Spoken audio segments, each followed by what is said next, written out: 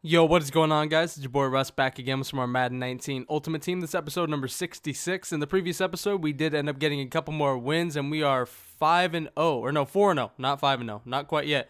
4-0 on this run for the house rules, no audible, whatever. We're getting past these gameplays. I'm going to be done with them soon. I just got a decent amount of gameplays out of this little run that I did because I played way more games than I fucking wanted to. But you know what? That's besides the point. I wanted to bring up something that happened just a couple days ago, and people have been going through.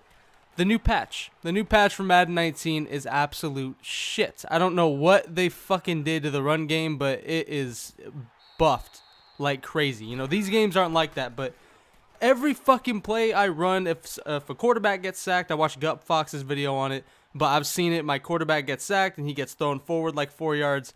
It's unbelievable what's going on in Madden right now. The same coverages are broken that they were before. And it just seems like not much has been fixed. I know there was a couple things that maybe got fixed, but the amount of stuff that was broken because of the stuff they got fixed during this patch is just kind of crazy, man. But the gameplay, I could definitely tell. I actually have some draft champs or MUT drafts gameplay coming up, and I ended up playing my entire run of MUT drafts during the patch, and I didn't even realize what the fuck was going on. I was like, the game feels so goddamn different. I didn't even realize there was a patch. I updated the game.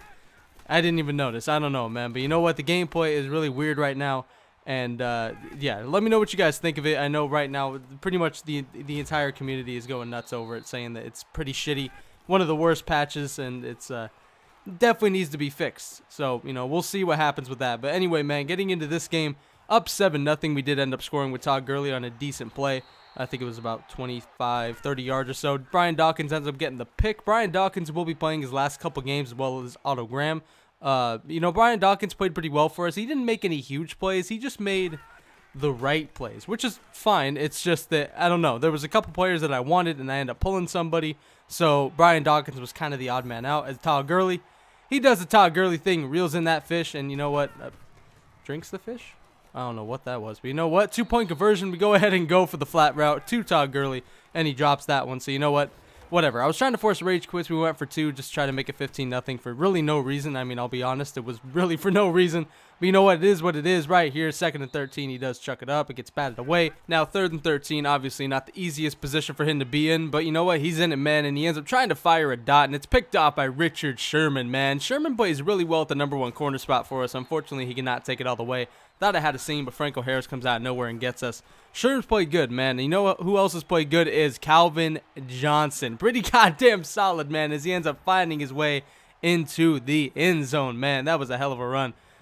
Wow. I don't even know what to say about that one. That was just a beautiful hurdle. He cleared that dude by at least a foot. I mean, that was easy as hell. And then we hurdled again just for shits and giggles, and sure enough, we got in, man. And also, I think I said at the beginning of the episode we were 4-0 going into this game. We were 3-0 going into this game. That's my bad. So we're 3-0 going into this game. This one is going really, really well, and we do end up getting the win for this game. I mean, that's pretty obvious. It would take a lot for us to give up a 21-point lead, especially with, you know, the plays we've been getting and just our offense being pretty damn consistent. But we do end up getting our 4th win here, and then we have game number 5. And, you know, if we win that one, then we're on to the last game, and we're finally out of these goddamn house rule gameplays. It's 4th and 24. Just throw it at me, man. Why the fuck not? I do end up getting the pick. Kind of a useless pick until I realize I can take it to the house as B-Wags all the way, baby. We go up 28-0, and this dude, he's had enough at that point. You know, I ended up just picking that off because I wanted to. I guess up 21-0, I wasn't really too worried about it. You know, if we took a field goal, it would have been a full 3-score lead. I don't know. The guy ends up quitting, so, I mean, it really didn't make a difference if I picked it off or patted it down. Anyway, going ahead and moving on, man, just going to go ahead and show you guys the update on the season. You know, as I said, I misspoke at the beginning. We were 3-0 going into that game. Now we are 4-0, 17-16.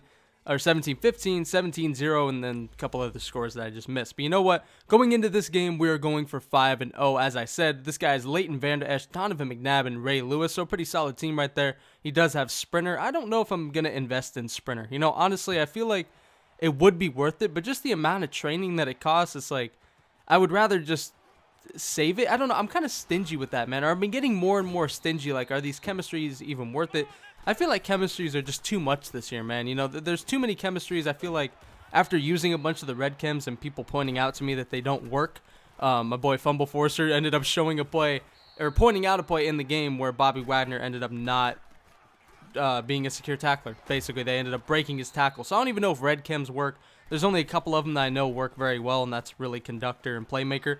So I don't know. Never stumble works as well. But you know what? I'm just not really trusting chems right now. So I don't know if I'm going to really invest in sprinter and stuff like that. But West Coast and, and that type of chemistry, I'm fine with. As Richard Sherman ends up getting another pick in this episode, man. He, like I said, he's played really well at the number 1 spot. I just play him off, and his speed doesn't really make a difference. I'm sure if somebody really wants to test him and, wait for a really long time and just try to chuck it down the field with like 99 throw power, 95 throw deep, Deshaun Watson or something like that, a player like that, or even Vic, just get it all the way down the field. They want to take that chance. Maybe Sherm will get beat, but honestly, man, with the 90 speed that he has, he's fine out there as long as I play him off. As Todd Gurley does his Todd Gurley thing, as he gets us all the way inside the 20-yard line to the 16. That card is unbelievable. He cuts out and he's just gone, man. He's faster than everybody else on the field, even when I don't have any boost to him. As Calvin Johnson, again, he's played really well for us, man. His second touchdown of the episode, as we do go up 7-0 in this game. And we've started this game off really, really well. I mean, obviously right now, I'm trying to get these games done. Again, I don't know if you guys remember, but a couple episodes ago, I did say that I was playing these games really early in the morning. So this is like 4 a.m. I wanted to go to sleep. So, these games I was trying to force rage quits. That's why I went for 2 earlier. I'm just trying to get this win right now, man. So plays like this are very annoying. We actually barely missed the user, man. I almost got there with B-Wags. Unfortunately, we can't get there. It would have been kind of bullshit because I came from like all the way across the field. Is right here, 1st and 10, takes a shot to the end zone. He's lucky that was towards the back of the end zone because Stephon Gilmore's been playing like an absolute goon recently, man. And if that was in bounds, I have no doubt that would have got picked because I got greedy and went for the pick. As John Randall comes up with the sack right there to make it 3rd and 16 from the 33-yard line. He's stepping up the pocket. We ended up putting on QB contains even though they're broken. We just did not want to let him roll out. He ends up dumping it down, making it 4th and 12, and taking his field goal to make it 7-3, which honestly I'm fine with, man. His offense, it seemed like it was just one of those big play, community play oriented offenses. I mean, he definitely had his, his plays here and there, but it was like the screen and then the screen pass. I can't remember what it's called. I'm sure you guys know what I'm talking about. Just a lot of plays that I recognize. I wasn't really too worried about it, and holding him to 3 was definitely nice and, helped me a lot because, I mean, those plays and stuff like that, they can still get me. I don't defend them all that well. I kind of rely on my user. So, I mean, this guy's offense could definitely burn me, but we hold him to 3. And now we're moving with Todd Gurley. The dude's just making plays, man. 6 for 7 to start is Todd Gurley taking the ball, 2 rushes for 49 yards. Only ran it twice. I don't know why. Probably should run it a little bit more. 2nd and 10. We go to Tyreek Hill, who's played pretty damn well at the number 2 spot, even though he's not the best number 2 receiver. Ends up making that catch, and Todd Gurley finishes it off. He had a couple nice plays on this drive and ends up punching it in with an 11-yard touchdown to put us up 14-3. Second quarter with 1:57. So we don't give him the 2-minute warning, which is nice. That was just a really good drive, man. Again, Todd Gurley making catches. I think I've said it the past couple episodes or, 4 or 5 episodes ago that I was trying to start hitting Todd Gurley more, and hopefully you guys have seen that. I've been hitting him on, like, angle routes, stuff like that. Even though his catching isn't fantastic, it's like 78. I think with my boost, it's like 80, 81, 80, something like that.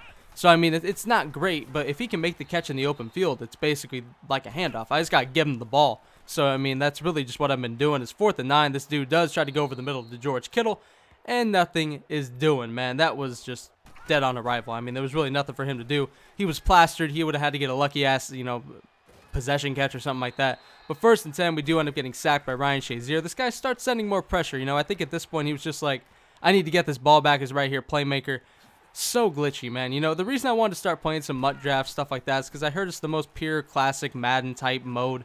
And just none of these red chems. Like, I feel like a dick using playmaker, but everybody else uses it. You got to cheese with cheese, man. I mean, you got to combat cheese with cheese of your own. I'm saying that word too many times, but you know what I mean, man. I mean, just, it's crazy the way Madden is this year. But you know what? We hit the playmaker. We get ourselves to the 4-yard line with 8 seconds left, and Otto Graham just refuses to go down as he fights into the end zone. Again, these are some of Otto's last games, man. And he has played really good for us. I think that, or by the way, animations like that are ones that are happening like every fucking play, it seems like, on the ground with this new patch. But Otto Graham, he fights his way into the end zone most of the time. It's either he eats a giant big hit or fights forward into the end zone most of the time. I mean, that's usually just what happens. But at the end of half right here, 21-3, he actually gets that ball all the way to the end zone. That was a hell of a throw, but we do bat it away. So 21-3 going into half, I'm definitely fine with that, considering that we do get the ball coming out. So, I mean, I'm not too worried. You know, like I said, his offense didn't really scare me all that much. Gurley's been playing like a beast. Not so much running the ball. Well, I mean, yes, he has been doing really good running the ball, but this guy's starting to blitz, so I know that we're not really going to be able to run with him all that much. But Otto Graham, he has a rushing touchdown, and he's 9 for 10 for 150, so he's had a really good game. 1st and 10 right here, Otto Graham dropping back. I'm looking deep right here, man. I end up trying to take the shot, but unfortunately, I get hit. I should have let it go way earlier than that. Instead, I just wait way too long, and it ends up getting picked by, I believe that's Sean Taylor. So we do end up turning the ball over on our opening drive in the second half, which I definitely did not want to do. I wanted to at least put up a field goal, so it made it, a full 21-point game again. But you know what? It is what it is, man. Right now we're protecting our 17-point lead, which again still is 3 scores. It's not a full 21, but 2nd and 25, he does find, I believe that's, it's Randy Moss. Everybody has Randy Moss. But he does find him to the 20-yard line, and he goes to the end zone right here, or really close to it. And Tyler Eifert makes the catch at the 1-yard line. My goodness, 1st and goal. Trying to find it with Ricky Williams. Cannot do it. Ricky Williams sucks for me, and you know what? He usually does well for other people. Couldn't do it there, but Randy Moss can. Randy Moss, dude, he kills me. I swear to God. Like, I just don't use Randy Moss, but I go against him pretty damn frequently. And he kills me all the time, man. The reason I don't use Randy is just because he costs a lot to upgrade his right here. We take our shot, and Tyreek Hill. I got to get another receiver, man. Oh, my goodness. That was just fucking... He's got to catch that. I mean, there's no ifs, ands, or buts about it, man. He's got to catch that right here. This guy just keeps sending this pressure. 3rd and 19. We do end up getting it just a couple yards short of the first down. Jerry Rice makes the catch. 4th and 3. We get greedy. We decide to go for it, and we end up getting hit pretty much immediately, and I try to get it off. Or no, actually, I don't even think we got hit. I think what I tried to do was get it off really quick to Calvin Johnson, and I didn't wait for Calvin to actually release. He kind of got stuck on my lineman with all the blitzers, and you know what? And then he gets that, fuck, whatever it is. Whatever, man. You know what? Yeah, it doesn't matter. 21-10. At this point, we're just trying to protect our 11-point lead going into the 4th quarter now. He's only down 2 scores, but 4th and 2. He's obviously got to make a play here. He did have a lane with McNabb, but decides to go ahead and low point to George Kittle. That was kind of dangerous, but he does end up getting it. So you know what? Good for him. 1st and 10. Fires to the end zone. A good high point, but you know what? It is broken up by, I think that's... Was that Brian Dawkins? I don't know. Good breakup. But 2nd and 10. My God. Randy Moss. Quit catching the goddamn ball, man. Jamal Adams barely misses that one. It looked like he was going to pick that off at the very least batted away. Instead, gives up the catch. 2nd and goal, low points. Pretty good play, pretty good read, but it was just way off. 3rd and goal, high point again. Everybody, just high points on the fucking goal line. I end up using high points a little bit more frequently here soon because my goal line offense has just been shit. And from what I've heard, you just got to run high points, man. They're just so OP this year. The one-handed catches is Otto Graham. He does what Otto Graham does. The man's strong. He ends up taking a big hit. And, we ultimately end up holding the guy to 3 points. Now we're back on offense. Like I said, obviously, Otto Graham taking the hit. We're back on offense. But the guy took his 3 to make it 8 points. So right now, 2 minutes left. We're just trying to get a first down. 3rd and 7. We unfortunately cannot. We make it 4th and 1. So we let it go down to the 2-minute warning, and we go ahead and go for it. And it's incomplete. Good thing is, though, doesn't end up mattering because this guy throws a pick on the very next play. Deion Sanders does not come in very often, but you know what? When he does, he makes himself some plays, man. All we needed on 3rd and 7 was a first down. We got 6 yards. Instead, we decide to go for it again. We don't get it again. The guy ends up turning it over. So the one thing that he needed was a turnover. He almost had a hell of a comeback, man. But you know what? He does ultimately make the bad read. But you know what? With 3 timeouts left, he does end up stopping us one more time. But at least this time, we're able to punt it away, make it a way tougher return. Just, worse field position. But I don't take the community's tip of kicking out of bounds. Instead, I give it to Deion Sanders. And it's a touchdown. He still needs the 2-point. Let's chill. Hold up. I gave up a punt return. I know. Let's just wait for the 2. He got the 2.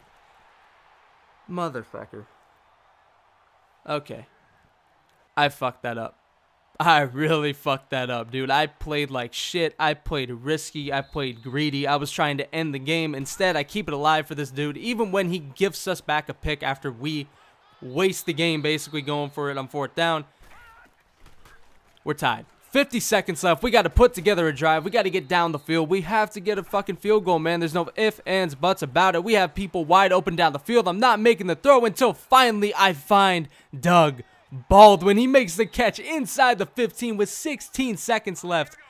That card catches everything. Doug Baldwin catches absolutely everything known to man. It's unbelievable. We take the timeout with 2 seconds left, man. The end of this game has just been 0 to fucking 100. I mean, it was pretty much a blowout through 3.5 quarters. The fourth quarter, the guy made it insanely interesting. All we got to do is sink this field goal, and we do have Morton Anderson now and not bum-ass Seabass, and he nails it right down the middle. That focus kicker made that easy, man. We do end up coming out with the win, 24 to 21. We go to 5-0, but it definitely took a lot more effort than it should have, man. We should have had that win easily. We made it close. That was our fault. But you know what? Ultimately, we got the win. We're going for 6-0. We're going for that Team of the Year pack next episode. I hope you guys enjoyed, and as always, I'm out. Peace.